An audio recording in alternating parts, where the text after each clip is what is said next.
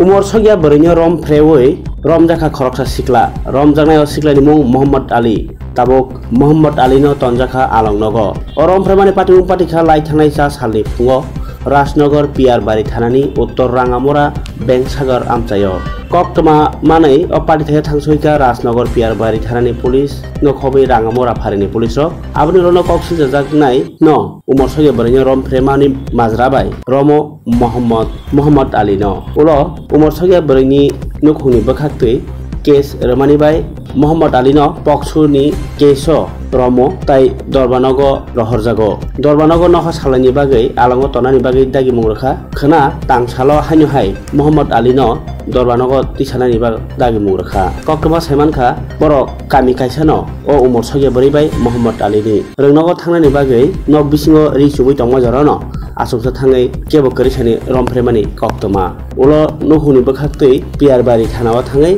Kesrimen olono romjago Muhammad Ali no tabo o umor sogia brini nukhung tai amsani lokorok Muhammad Ali no krak majranani sanlaikha tai kahamke naitukmani olono Dorbanogo charge sheet danai hinibo saikhanaka Rajnagar thanani OC Ratan Rabi Das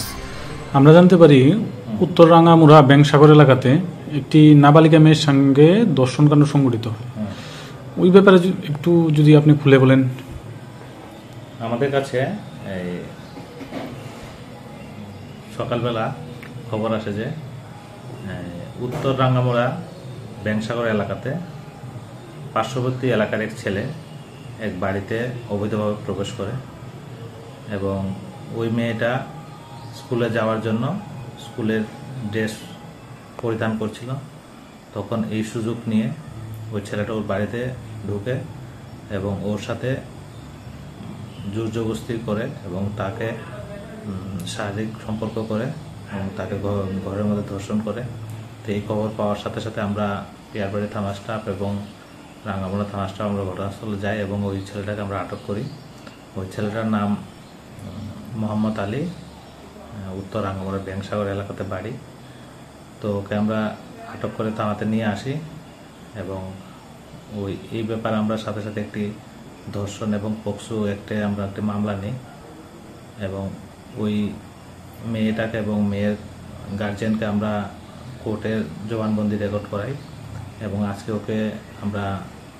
কোর্টে প্রেরণ করি তো ও এখন jail কাস্টডিতে আছে তবে আমরা এই ঘটনাটাকে অতি শীঘ্রই আমরা চার্জশিট দেব এবং আইনের